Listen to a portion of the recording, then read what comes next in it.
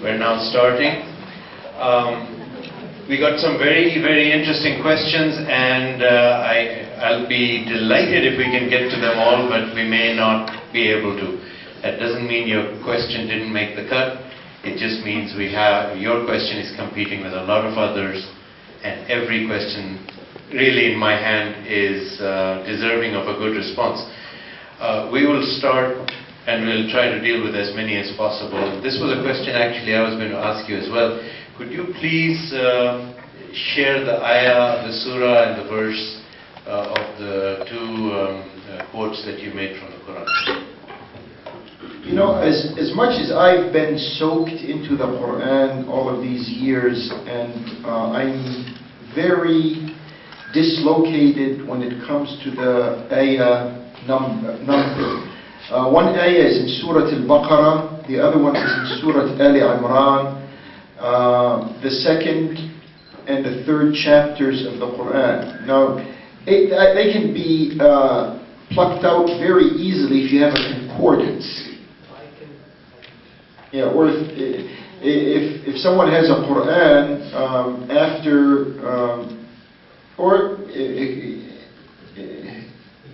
Maulana, I think, is trying to zero in on the numbers of these ayat. Okay. And the other ayah also that I mentioned, لَتَجِدَنَّ أَشَدَّ النَّاسِ عَدَاوَةً لِلَّذِينَ آمَنُوا. That's in the 5th chapter of the Quran, Surah Al-Ma'idah. Okay, thank you. The next two questions really are blended together. One was, what should Muslims do? And the other one was, how can Muslims build bridges of commonality with Christians and Jews in America? Well, on what Muslims should do, a lot of things have to be done. The most important thing from my perspective is that we should have our thoughts straight on this matter. If you take a closer look at our internal thoughts, they're scattered all over the parking lot. They should not be like that. We should have a more consolidated way of thinking about relationships, Islamic relationships with those who are Christians, and there is an assortment of those who are Christians. They all don't fit into one category. And also relationship with those who count themselves as Jews, because here once again you run into different opinions and shades of thought. And this has to be worked out. We just can't clump everyone who says that they are Christians in one category and everyone who says that they are Jews in one category. There are fine and delicate sometimes, and sometimes very pronounced differences among them. So we have to take this in a strategic breath, but before we do that, we have to know who we're talking to. Not many Muslims are familiar with the internal thoughts of particular types of Christians. I don't know why. We're living here in a country that is predominantly Christian, considers itself as such. So being that we're here, I mean, the information is very near to us. It's not like living in a predominantly Muslim country where you barely see a Christian around.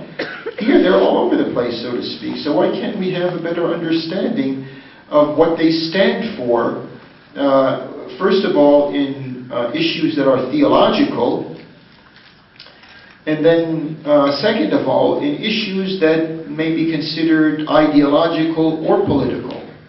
They have their viewpoint on these issues, and we have to clear the air. The first step, you're asking about the first step. The first step is we have to clear the air in matters that pertain to us and them. I can't imagine how Muslims can remain silent for all these years in which there has been a deliberate wedge that's being driven between Muslims and Christians When Muslims, as I said in the presentation, Muslims believe that Jesus is the Messiah and Mary is the Virgin. It's going to take a lot of effort to antagonize people when they share so much in common. Then when it comes to the political issues that we have, because we Muslims are justice-centered. Justice is features predominantly into what we believe. And there's many issues in this world that are issues of oppression and issues of the violation of justice. So in this regard, we're going to have to find our way with these Christians and Jews when it comes to the issue of justice. Where do they stand on this issue of justice? We have enough common grounds between us and them to work together. Can they define, let's say, the American government as being a government of imperialism? Can they define the government in occupied Palestine to be a government of Zionism? How far can they go in that regard? What common grounds can we have? This is an exploration project that has to take place. This is the first step. After this, we can begin to put together the common grounds and the common programs that we find that we share. But before that, this pontificating and this theorizing, as has been going on the past 20 or 30 years by different Islamic organizations and associations, they've just been running in circles, not getting anywhere, nothing being done.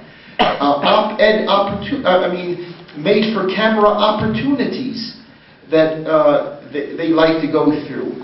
They say they have an interfaith meeting, they just massage their egos.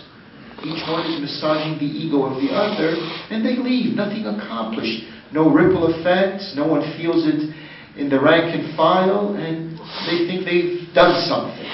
We have to part from that. The world needs real action, and it needs the courage and the determination and the reliance on a God, a creator, who can deliver us from all of this. One of the advantages of being where I am right now is I can take precedence over some of these questions that have been asked.